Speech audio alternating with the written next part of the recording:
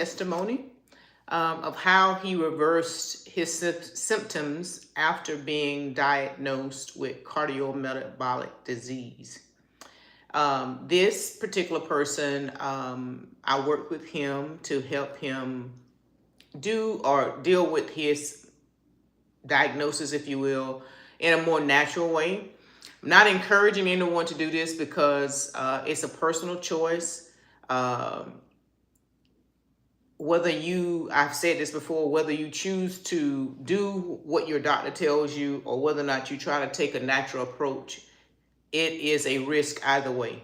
Okay, so I'm not encouraging you to do this. What I am encouraging everyone to do is to go to the doctor and get checked, get the necessary labs, and have the foundational information so you can have that objective data so you can make some informed decisions like he did. So he started with that first.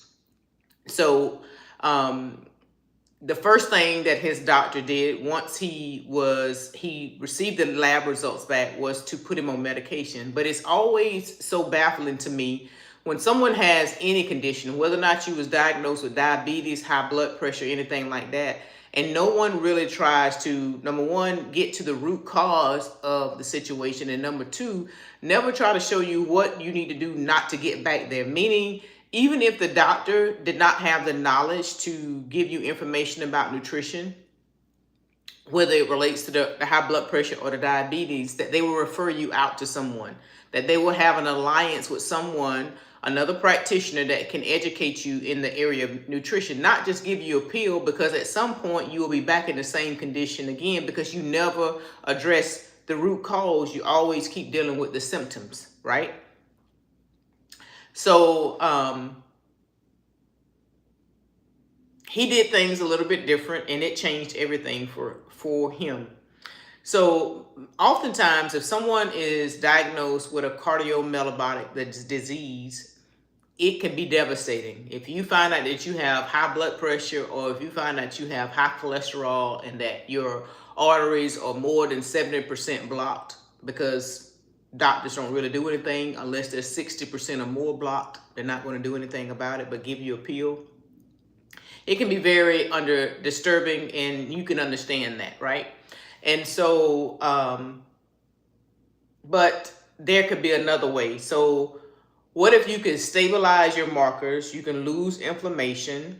You can lower your blood pressure. You can reverse insulin resistance without extreme diets, without harsh restrictions, and or without stacking 5 or more different prescriptions, right?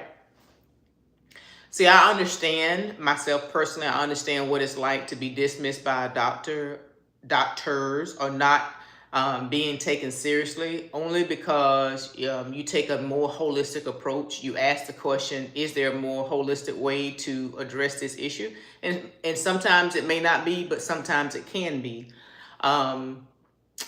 If I would have listened to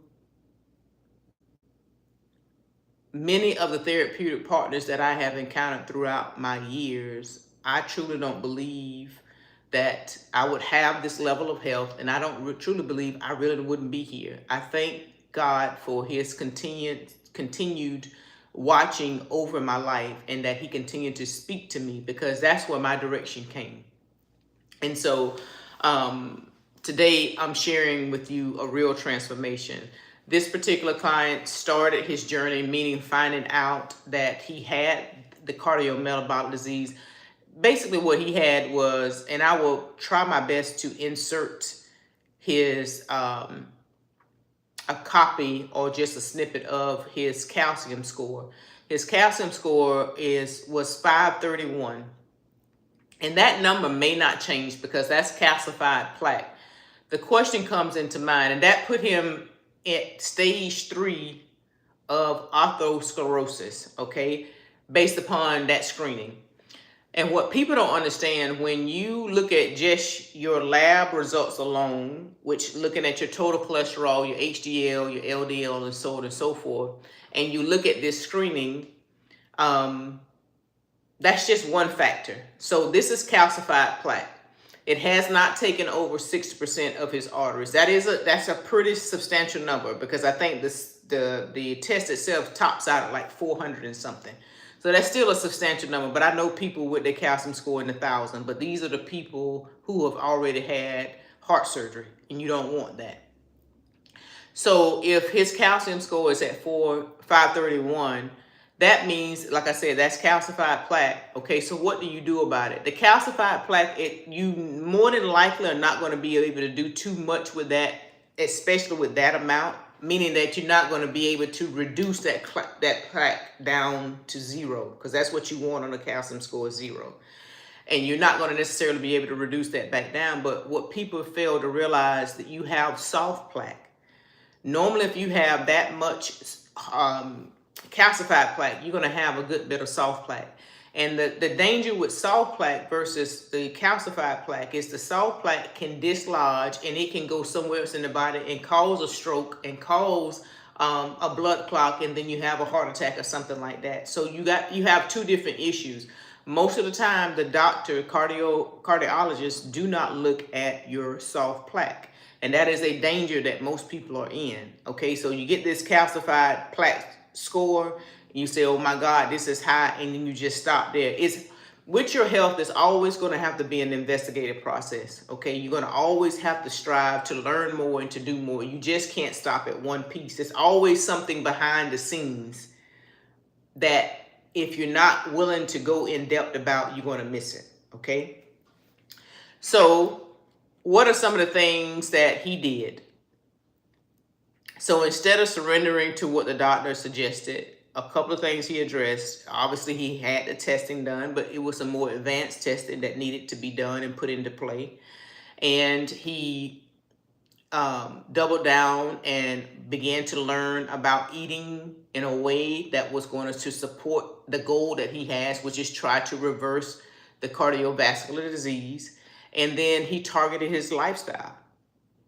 And he had personalized intervention. Okay, sounds simple enough, right? Okay, but let's break this down. Let me start off first by giving you the definition of cardiometabolic disease.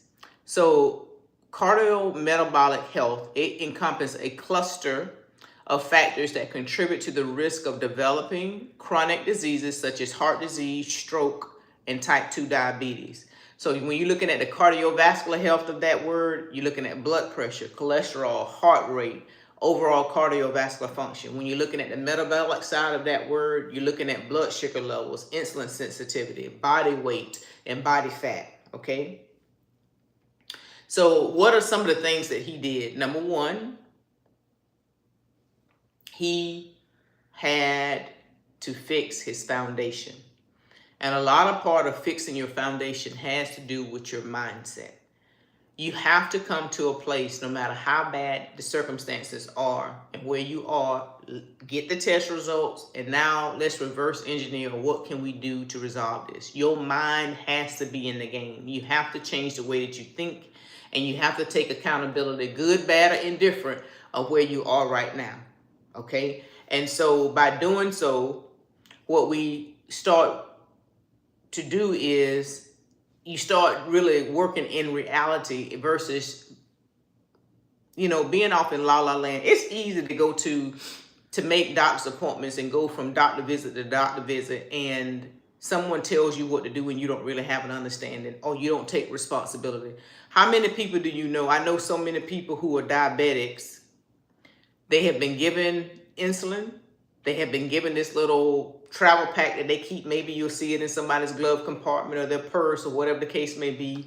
But they still don't understand what they need to do to eat better. Or they still don't understand the gravity of having type 2 diabetes or being insulin resistant, right? They don't understand what that actually means, right? So when you don't understand what you're really dealing with, you don't understand that you got a bomb right in your hand that's getting ready to go off if you don't do something about it, and it's going to could possibly cause you your life. So that's the first thing they did. He fixed his foundation, which I think primarily starts with your mindset.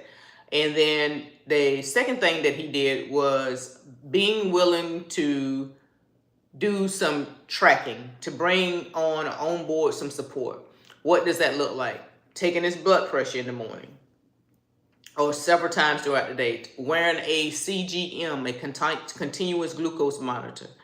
What does that look like? Very simple to do. Next, he started prioritizing sleep and rest. Okay, those are just some simple things that you can do. So you want to know what is your blood sugar on a regular basis throughout the day. How do you do that? You can monitor it with a CGM.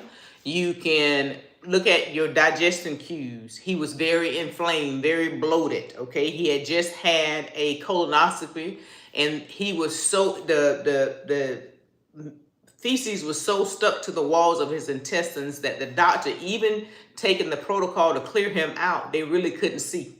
So he had old stool stuck to his intestines. And this is a problem for a lot of people, but that's not discussed a lot. And then he was willing to just overall track his data. Now, from January of 2025 to March of 2025, he lost 30 pounds. Not a big guy to most people, but he was carrying that excess weight, okay? And one of the other things that he implemented was strategic eating, not a restricted plan, but really understanding what does his body need to address the issues that is at hand for his specific health. And he put those into play.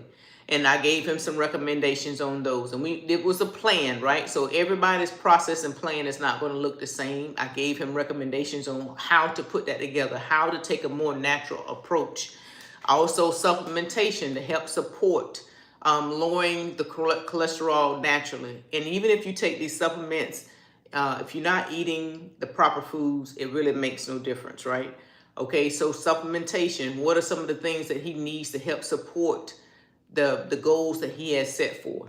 Then also too, movement, exercising. All right, getting exercising in, taking in and actually moving his body, but not trying to be aggressive, not trying to abuse his body, but really getting some strength training in, some cardiovascular support in. And then also really mobility is another issue that most of us overlook. It's really being mobile and agile, okay? So, and then the next thing, he built a system. If you have a diagnosis of a chronic condition, it's really going to take you having to take the time to create a lifestyle. This is what it's about. And what that lifestyle looks like is you taking a day over the weekend and you prepping your foods. What that lifestyle looks like is that you're taking your food to work with you every day. What that lifestyle looks like, and maybe you have to cut out eating out for a while, because a lot of places cook with oils, these seed oils and things of that nature, taking out the processed oils, taking out the processed sugar. So you may have to do that for a period of time. You're not going to die because you don't eat out, okay? You may have to go to the grocery store and spend a little bit more time in the grocery store learning how to shop. You may have to read a book. You know, you may have to educate yourself on nutrition and those types of things so you can have better quality health. It's not difficult. It is challenging because you're having to learn something new. And for all of us, when we have to learn something new, it's not the easiest thing to do, right? Okay. Even when you travel, you have to put a plan in place when you travel. When I travel, I try to think ahead. Number one, ideal for me is to have a kitchen. That's ideal for me. I don't like to eat out a lot. I don't know the last time I ate out, to be honest with you. But even with traveling, I try my best to plan ahead. I travel with food, or I know that I'm going to have to shop when I get there. I try to narrow down where the grocery stores are. If I can at least have a partial kitchen, so I can have a stovetop with some utensils and pots and things of that nature, and possibly a microwave, if worst case scenario. But I know that I'm going to have to shop. I know that there are certain things that I have to bring along with me when I travel, because there are special things that I need in order for me to have the support to take care of my health, right? So he had to learn how to become an advocate for himself at the doctor's office, and he had to learn to track his progress without becoming obsessive or make it become an obsession, but to have discipline, okay? A lot of times people get bored because they feel like they're doing something and it's boring. But in order to sometimes remain consistent and see adequate change, you have to become very disciplined. And your discipline sometimes look like an obsession to people. And then he had to learn how to manage stress. This is a big problem for a lot of people. And let's be honest, if you're not feeling well and you're unhealthy, that's stressful. Okay, but that could be adding to whatever medical problem that you're having at the time. So these are some of the things that he did. Consistency beats intensity. Consistency beats intensity every single time. Okay, so his diagnosis was real and his numbers were concerning, but his story proves something very powerful. Cardiometabolic disease is not a life sentence. It's a warning, and warnings are meant to be acted on and not feared. Okay, so he took charge over his health. And maybe I'll do a video where I would just go through his labs kind of step by step to help you kind of see exactly what's there. But nevertheless, if you're in a situation that you feel like you're stuck, you don't have to be stuck. I would encourage you to tap into that inner man. And the inner man for me is the Holy Spirit. And ask the Holy Spirit to lead you and guide you. If you want to ever have a friend in your life, the Holy Spirit is one to ask to be your friend. And if you're ready to take control of your cardiometabolic health and you want to be smart about it, you want to take a natural approach, a more natural process to getting healthy and learn a sustainable way so you know that you can do so, make sure you comment ready below or click the link in the description below and we'll get connected. Be blessed, everybody. I'll see you in the next video.